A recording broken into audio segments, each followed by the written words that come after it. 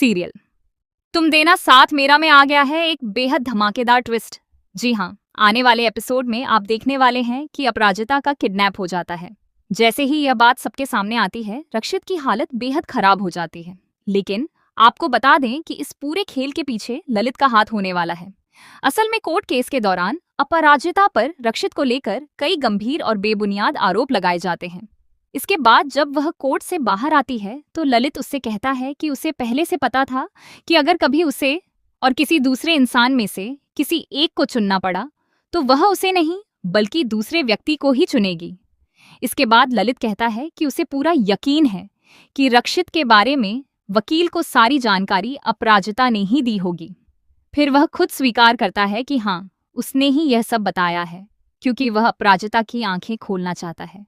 वह कहता है कि रक्षित उसका फायदा उठा रहा है और वह उसके लिए बिल्कुल भी सही इंसान नहीं है।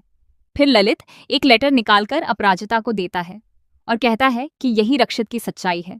वह तुमसे प्यार करता है, इसीलिए हर समय तुम्हारे आगे पीछे घूमता रहता है। यह सुनकर अपराजिता गुस्से में आ जाती है और कहती है कि तुम्हारा दिमाग खराब हो गया है।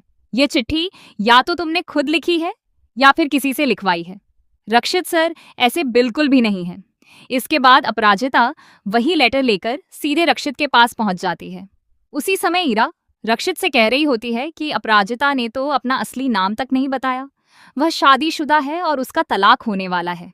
कहीं ऐसा तो नहीं कि तुम्हें इस बारे में कुछ भी पता नहीं?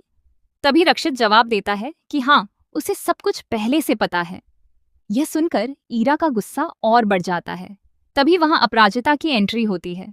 उसे देखकर रक्षित ईरा से बाहर जाने के लिए कहता है क्योंकि उसे अपराजिता से अकेले में बात करनी होती है। ईरा नाराज तो होती है लेकिन कुछ कहने से पहले ही रक्षित उसे बाहर भेज देता है। इसके बाद अपराजिता रक्षित से पूछती है कि क्या यह लेटर आपने लिखा है? क्या इसमें लिखी हर बात सच है?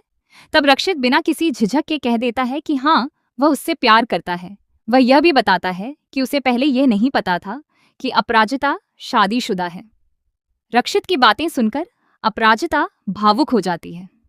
वह कहती है कि कम से कम इस दुनिया में कोई तो है जो उससे सच्चा प्यार करता है।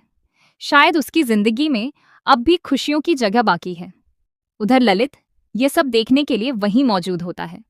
उसे उम्मीद होती है कि अपराजिता गुस्से में आकर रक्षित को थप्पड़ मार देगी, लेकिन ऐसा बिल्कुल भी नहीं होता। यही देखकर ललित भी हैरान रह जाता है। अब कहानी एक और बड़ा मोड़ लेने वाली है। क्या सच में रक्षित और अपराजिता की प्रेम कहानी यहीं से शुरू होगी या फिर इससे पहले ही कोई नई मुसीबत उनका इंतजार कर रही है? सबसे बड़ा झटका तब लगता है जब अचानक अपराजिता गायब हो जाती है।